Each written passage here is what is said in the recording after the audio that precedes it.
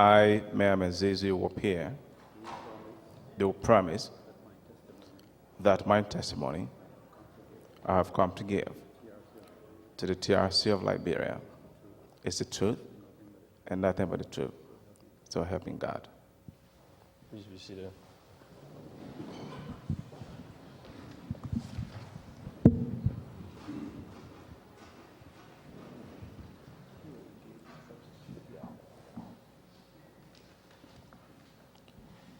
Mr. Witness, good afternoon and welcome to these public hearings. Thank you. We want to thank you for agreeing to come and share your own experience with the people of Liberia through these public processes. The objectives of the TRC and the goals and aspirations I'm setting are very clear to you. And I will take this time to introduce commissioners who are here present. Other commissioners are here, took a little break, and will be coming perhaps during the course of your presentation. Commissioner Gerald Coleman, John Stewart, and Omun Sila. Having said that, I want to request that you kindly repeat your name. My name is Miamen Wopea.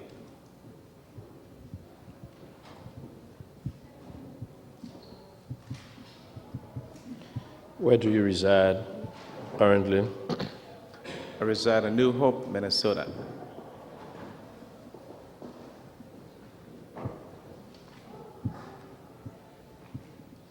Your occupation? And what, sir? Your occupation. I'm a parent educator with Northwest Suburban Integration School District. It's a combination of 7 school districts. Date of birth, please. My birth? Date of birth. The one I remember, December 12, 1955. That's the one you remember? Yes. I got it here, though. December 4, 1955. Right. One day before Jesus Christ came. So. That's the date you chose? Well, that's what it is. When did you migrate to the U.S.? I got in this country March 21st, 1990. 1998? 90. 1990. Thank you very much. Thank you. You may proceed now with your testimony. Well, fellow commissioners, I want to say thank you very much for this task. I'm sure you might have heard me say in the vineyard that this is a very noble task that you are sacrificing to do. And I wish you success. I 100% support the TRC process. As I have said repeatedly, and as I sit right now, my heart is pounding with vacillations, with ambivalence, with certain degree of contradictions. And I just want to make a first, not a real disclaimer, because I have listened to many people testified.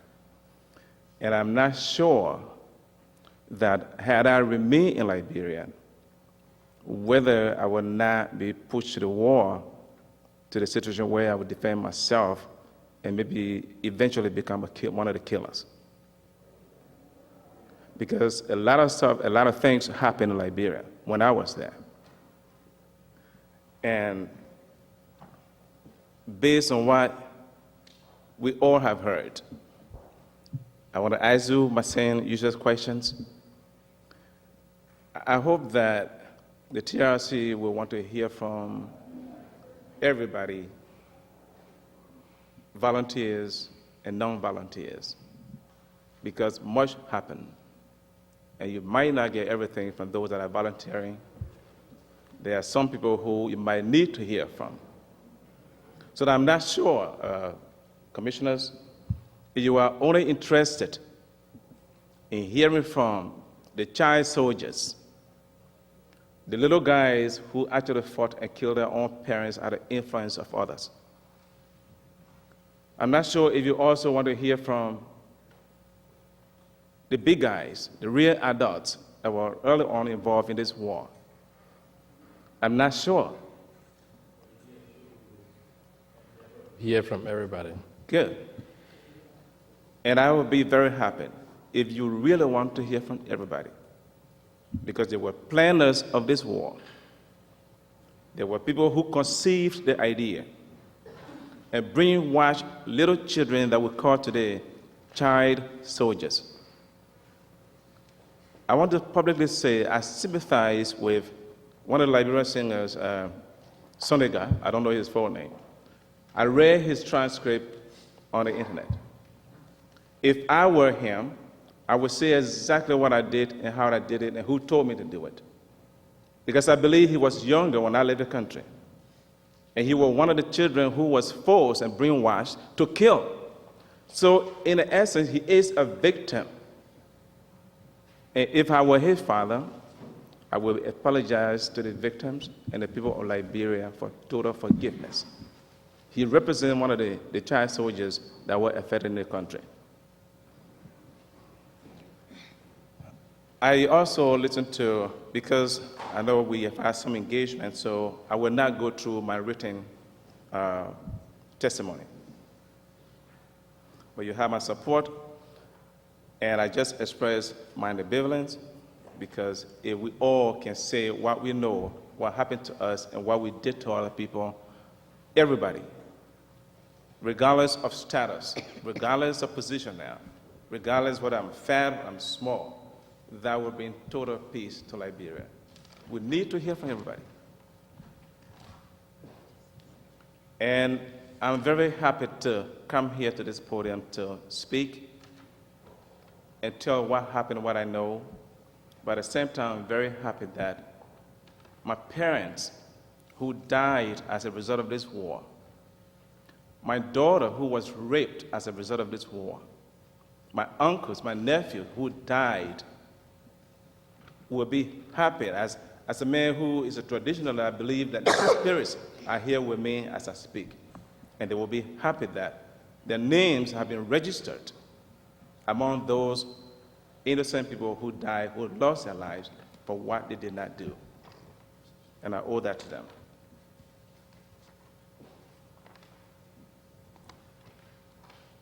I just want to take you to 1979 briefly, because people have spoken about that period.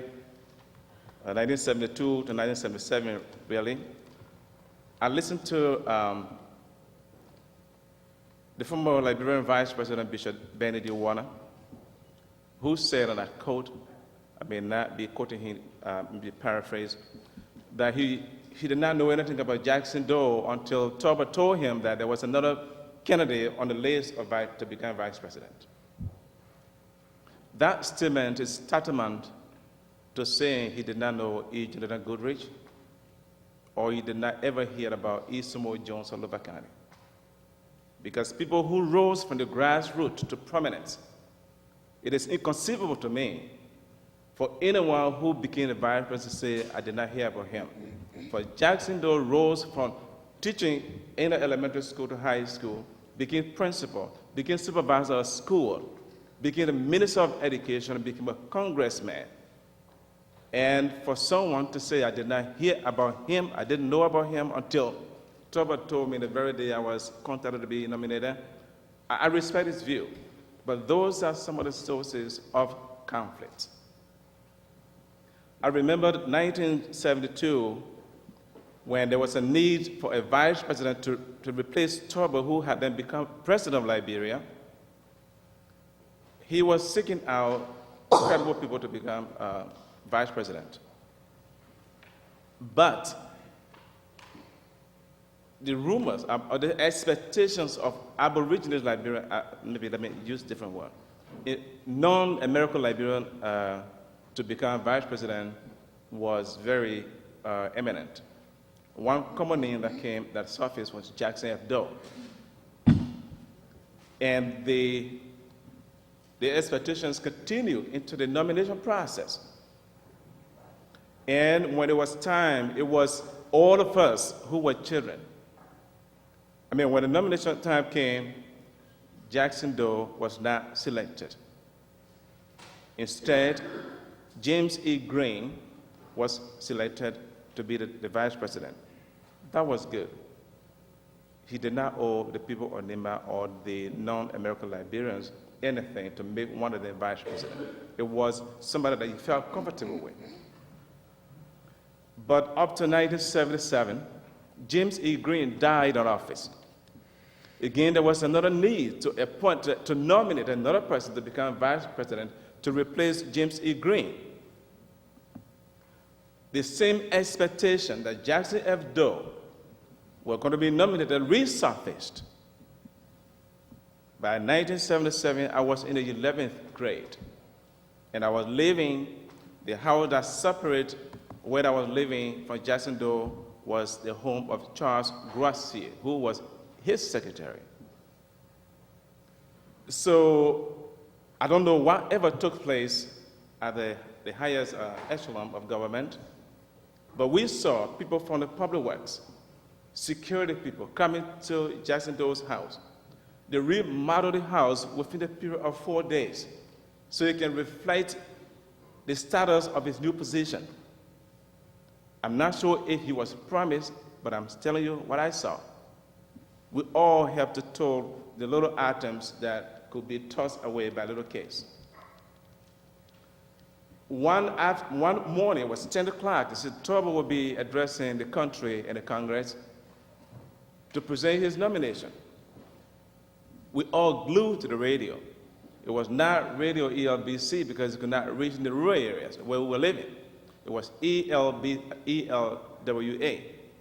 We all glued to the radio to listen to hear Jackson Doe become vice president. In his speech, William R. Tolbert said, and I paraphrase, "I have been praying to God to give me a president that will help me to build this country to the higher heights." And in response to my prayer, God brought a person and hand delivered it to me. He did not say vision. Say hand deliver. I was young, but I remember and I listened to it. I'm sure there are people in the audience that will bear me out. You see, and that person was no other than Bishop Benedict Warner. People in Monrovia jubilated. I'm sure people in other parts of the rural area were saddened that the president they were expecting did not make it up. So that's how much I know about that episode. And I'm sure when people are not satisfied, I think the big word people use is disgruntlement. So that was another source of disgruntlement. And I respect Bishop Warner's story that he did not hear about Jackson Doe, but I was a little kid and I heard about him, and I remember. Then let's come to the Riot. Other people have answered questions. I will just make one statement about that. I believe that President Tolbert had good rationale to increase the price of rice.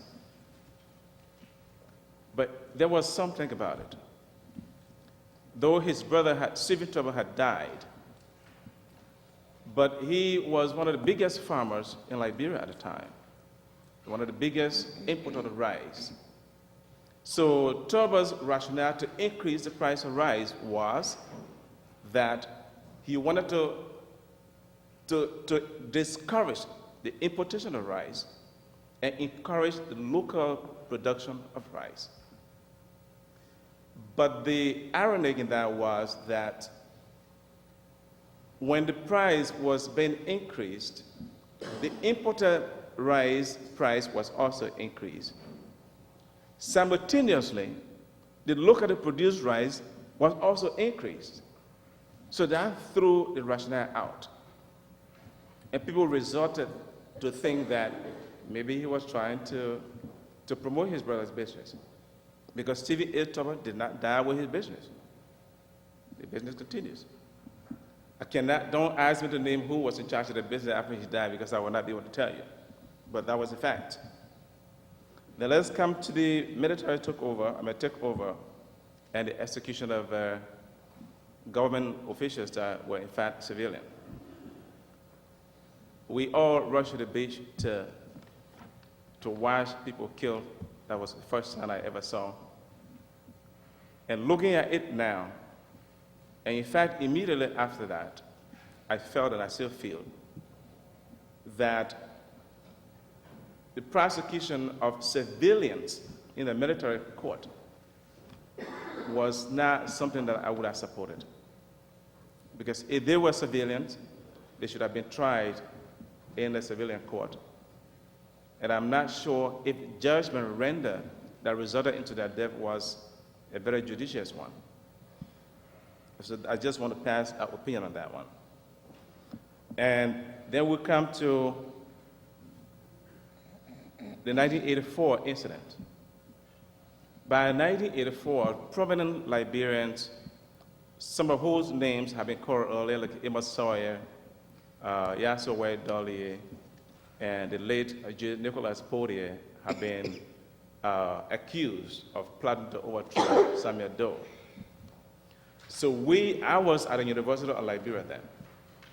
We did not know that people were being sought out. And plainclothes security officers came to the area where I was living in La Paz, or living right opposite Jenkins Scott, who was then the Minister of Education. And I was there with a number of people, Ato Mendoabo, Dio Ne, who was my mentor, and we were living there, and we saw people come to arrest us. And the reason why they arrested, that the arresting officer said, was because I was asked one of the questions, where is Tom Kamara? I had never seen Tom Kamara in person up to that point. Even up to now, I never seen him. I heard about him, he was a journalist. And I said, I don't know him. And by answering questions, we were being slapped in the ears and with some of the police baton. So it was a kind of a chaotic and frightening moment.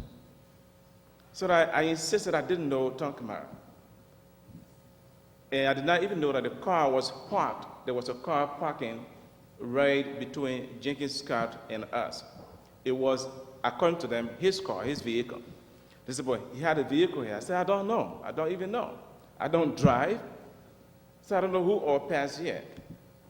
We were whisked to prison, to the police station. The one I remember is in Cinco. I can't remember the street name very well now, but it was a tall building on the left-hand side. They had left from where they were to come to Pinsville. So we went there, and my arresting officer, up to now, I remember only one name of him, even though I've seen him several other times, called him Captain Winniwala. Captain Winniwala took me and my girlfriend to jail before the demonstration at the university. So after having spent 1 week there, we were released on the same day that the demonstration took place. My young son, who is here with me now, he's now 26 years old, he was born in 1982, so by that time he was just 2 years old. He was home alone. So we got beating. When I continued to ask me, I said, I don't know anything about Tom Kamara. He said, well, if you don't talk to me, you will talk to my brother. So I thought he was talking about him or being brother. Then I said, well, let me talk to your brother. He said, turn around.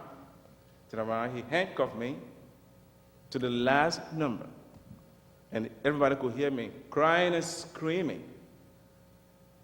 And I said, you just want to kill me? I don't know Tom Kamara. We were there until the very day of the demonstration, we got released.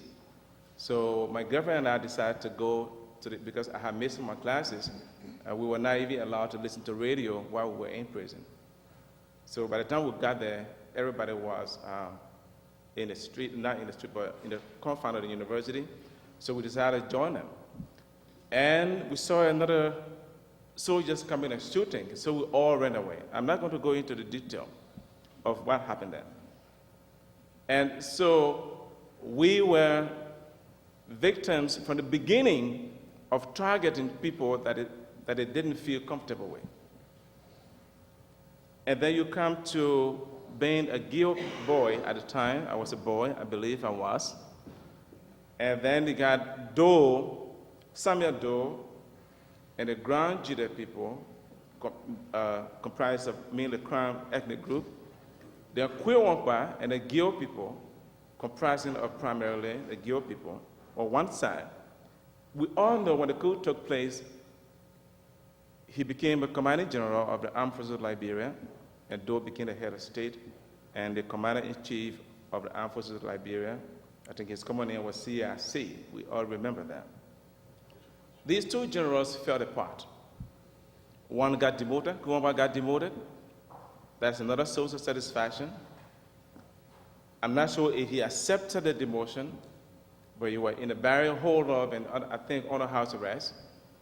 He escaped. I understand he came to this country. I've seen people who told me he was here in Minnesota.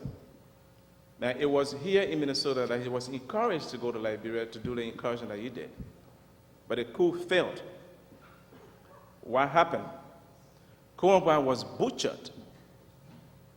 He was dismembered, and parts of his body were distributed in the streets of Monrovia. During that time, we have taken refuge in one man we used to call Uncle Gay. In fact, we call him Good. The Crown people call Good Gay. So he was in the military, he was a Guild man. So we had gone to his house to seek refuge because he was targeting Nima citizens. So we saw him come in with parts of Wopea in his hand and the blood of Wopea on his lips. Even though he told us that he did not eat him, but if he hadn't done so, he would have been shot on the spot. So people ate parts of Wopea in the street in Monrovia, especially the military barracks. Any Guild soldier or Crown soldier who did not eat him according to instruction was shot on the spot. And his body was also cannibalized by soldiers who were comprised of the Crown ethnic group. That was another source of frustration, another source of conflict, another source of disgruntlement. Even if I didn't support him, to see my countrymen killed, slaughtered, and butchered, and eating, I will never forget that moment. So that's another torturing moment in my life. As a Christian, I was tortured in that way too. And the weeks that followed, there was chaos. Emmanuel Shaw was appointed at the head of the committee to propose economic reform. I can't remember the names of those who were there with him, but they went to the Capitol building to present a proposal, and I want to paraphrase what he said. At that time, the invasion had already taken place. This is what he said. He said, CRC Samuel K. Doe, you are a warrior. You are a true leader. The austerity measure that we have proposed, only you can implement it. You either do it now or you do it never.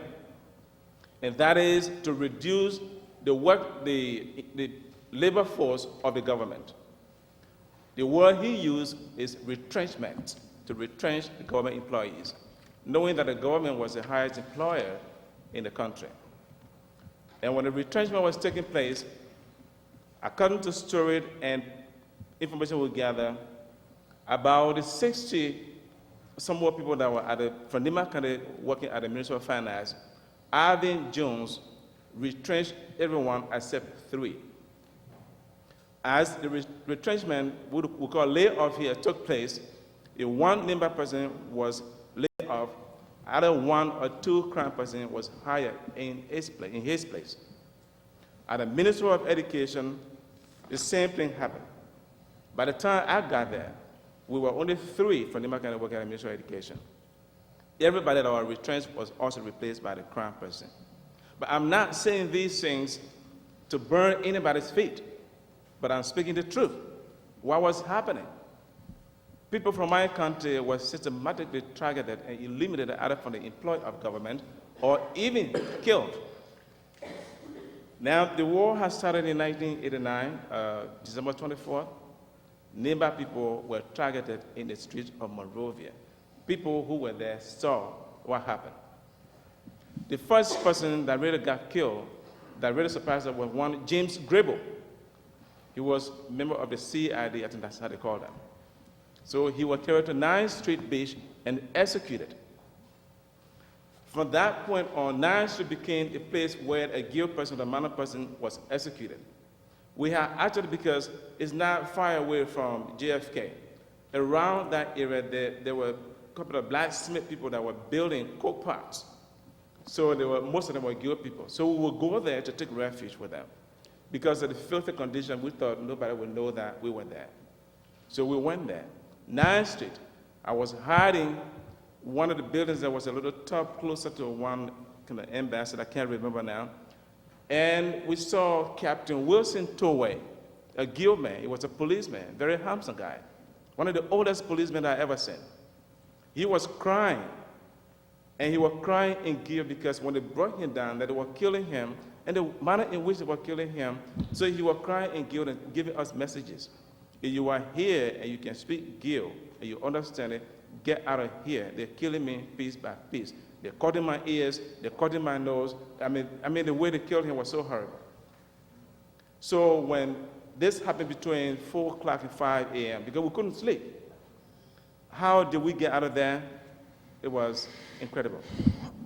When we got out in the morning, we were walking like a dead people. We were there. I was there when a guild soldier got shot in his butt.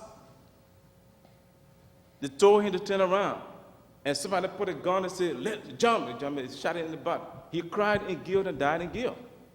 That was horrible.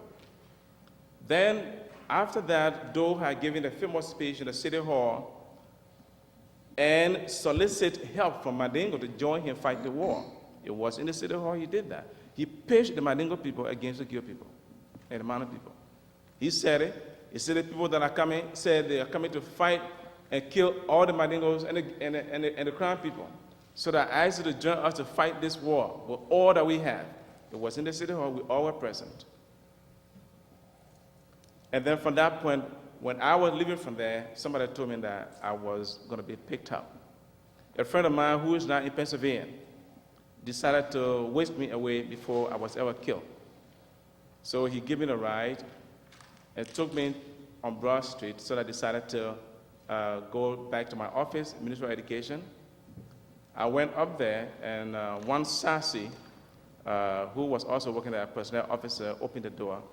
He also, I thought he was from Grand Judah, but I later know that he was a Gribble guy. So he told me that go upstairs. So I was hiding in the ceiling of the Ministry of Education when people were looking for me. The gentleman who gave me a ride was arrested. It was Paul Sassy who came upstairs to me and said, "Well, your friend has been arrested." So I said, "Okay, can I write something so you can take it to Daily Observer?" He said, "Okay, write it," because I used to be a quick, fast writer. So I wrote some news article, and he went and they published it in Daily Observer. He was in jail for 2 weeks before they let him out. Then my scholarship to study in Washington, D.C. had already been awarded. I was trying to get out of the country. In my own office, Charles Breeze was the Deputy Minister for Education,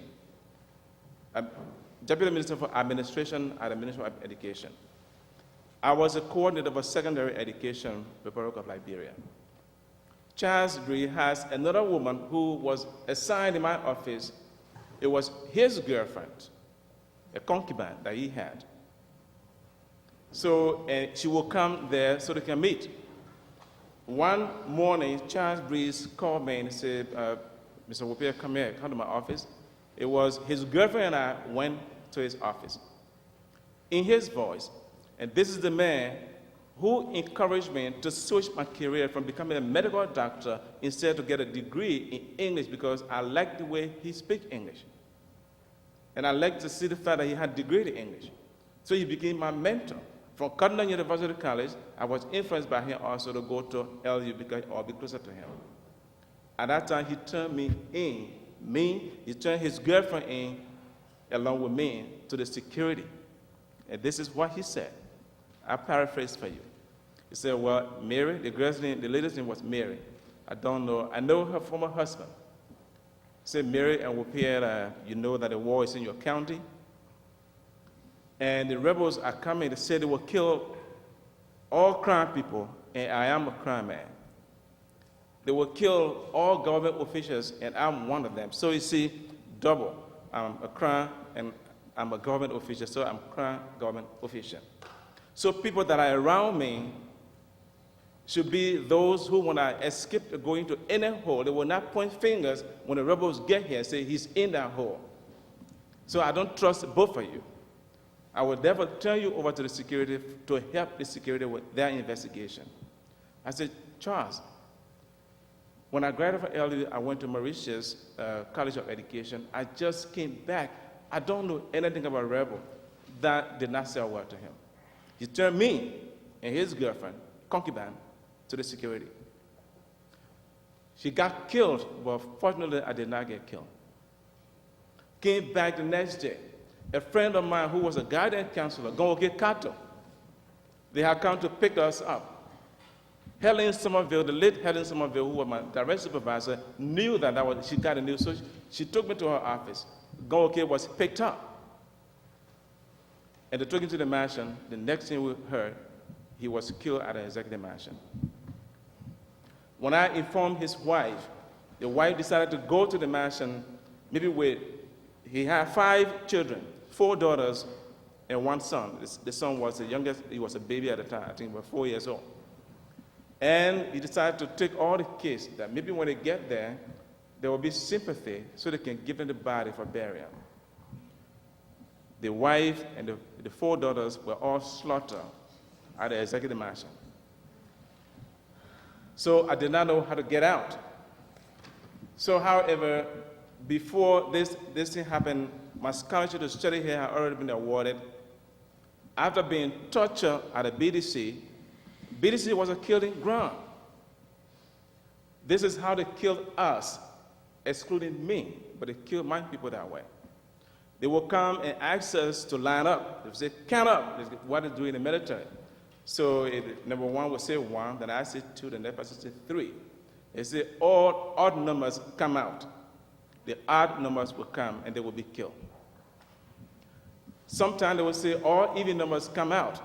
We will go out and even number will be killed. But God is wonderful. The few times that odd numbers and even numbers were killed, I was always falling on the non-selected side. I was not happy because I was not killed, because I was not living anymore when I was there. So now trying to get away to come and study. Then Charles Bree was supposed to give a letter to the immigration to give my exit visa. He refused to do that. We managed to get it out of him, and I got it. When I got to the airport, RIA, I got rearrested. According to the list, they said you are blacklisted, you had to stay here and fight a war. So you cannot leave the country. They took me back, me and my children, back. The government car, my work was related to USIS. So the car I was using, the license plate is GP4. They seized the car for me and my driver. It was a Guinea Pig guy who became my closest friend. He didn't understand what was happening.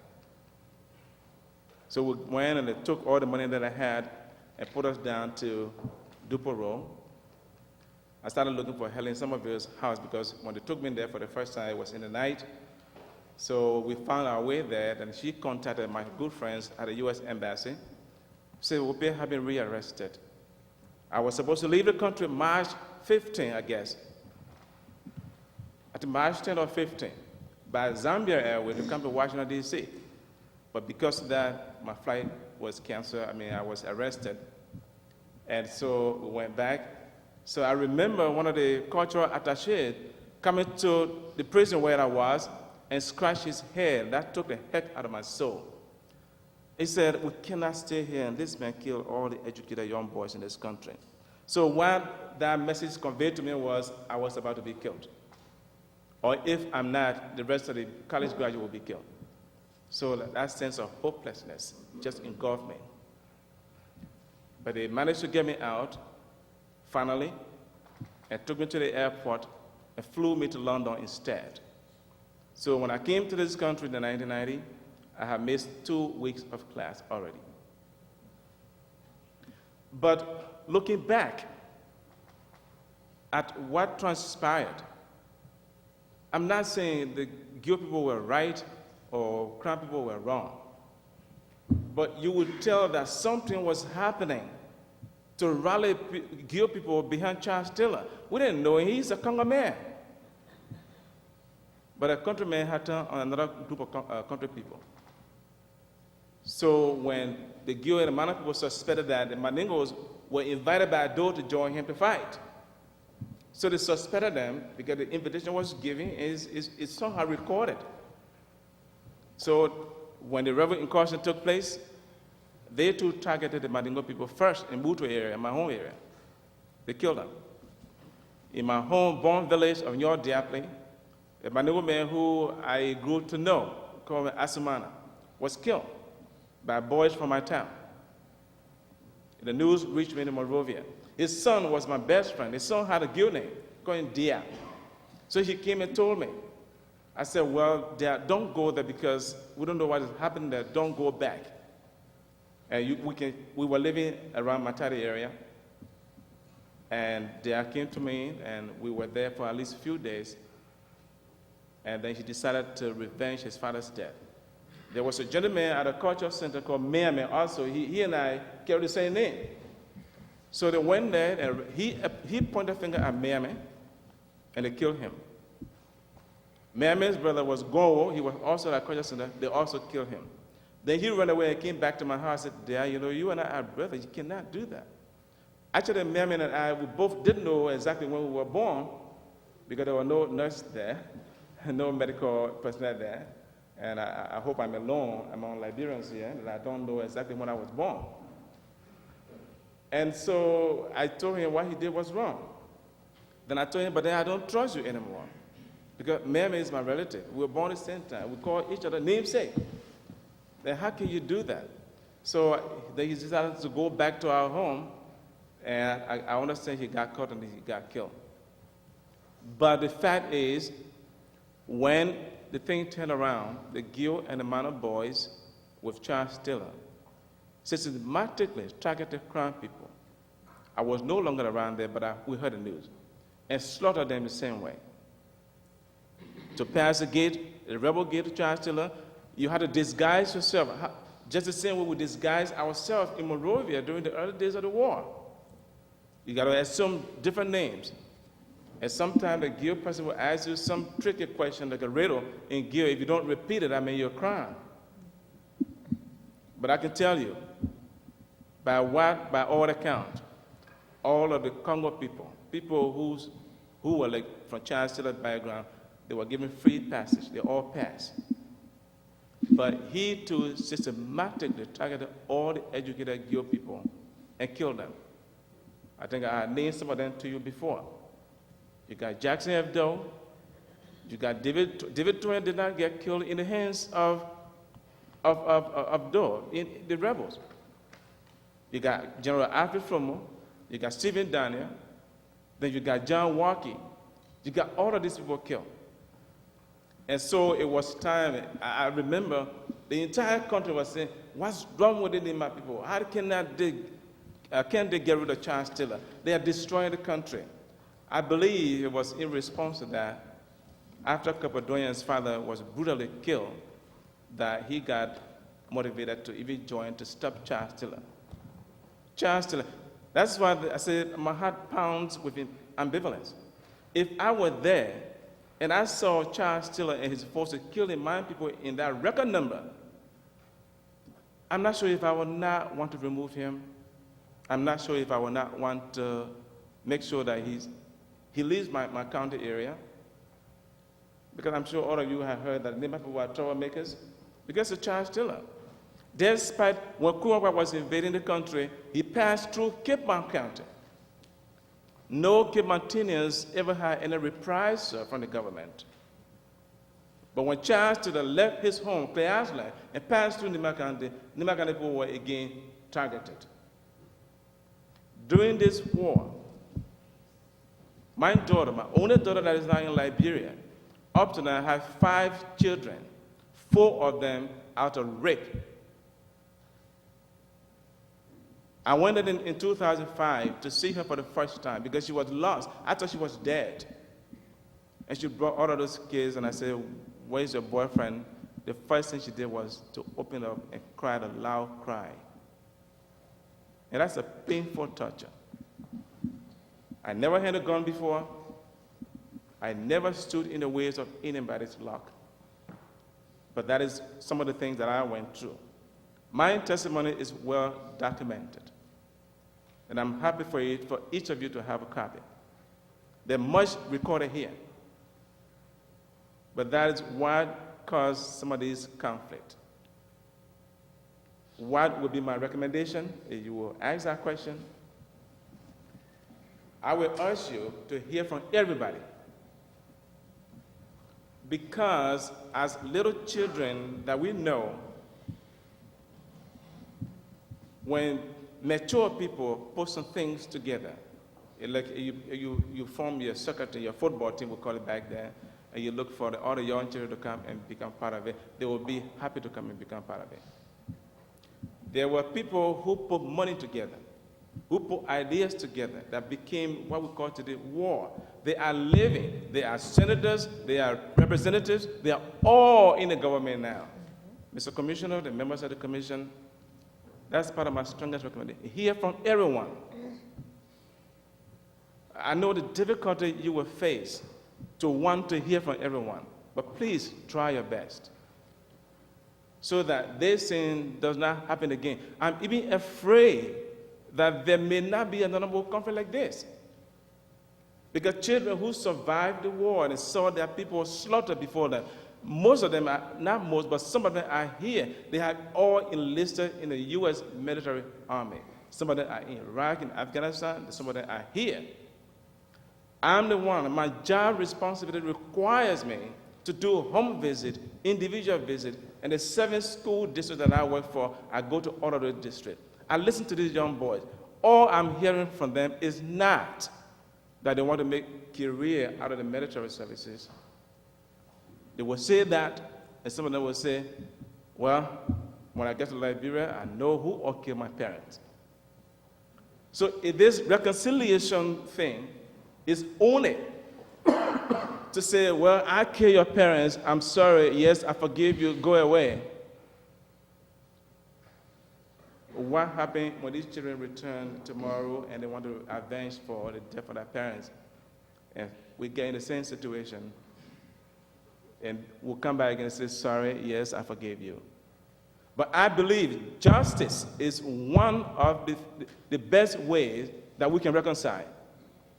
All those who committed atrocity in the country must be given the equal responsibility, at least to answer some questions before the law. Much was destroyed, and we do not hear much about much that was destroyed. In a very reasonable way, I'm afraid we might fall back to the same era where we were. The work I do here in this community is very important. I said it to all of my American friends. This country does not need my skills. There are more skillful people in this country than I am. Liberia needs me. Do you think I trust Liberia to go there tomorrow? Hell no. I'm serious.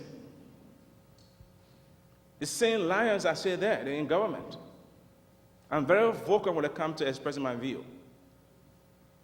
If you hire me, if Commissioner Verdi hire me, and I know your hands are dirty, I will tell you I'm not going to work for you. So we all want to go to Liberia, but please try to hear from everybody. Don't leave people because you are afraid of them or they will come after you. Even though, as I testify, I am afraid that if I name one name that I'm reserving, something will happen to me. If not to me, it will happen to my siblings who are concerned about what I'm doing here today. I'm sure in your hearts I know fear. I'm sure you will do the right thing. Please hear from everybody. Thank you. Well said. Thank you very much, Mr. Witness, for your warm testimonies.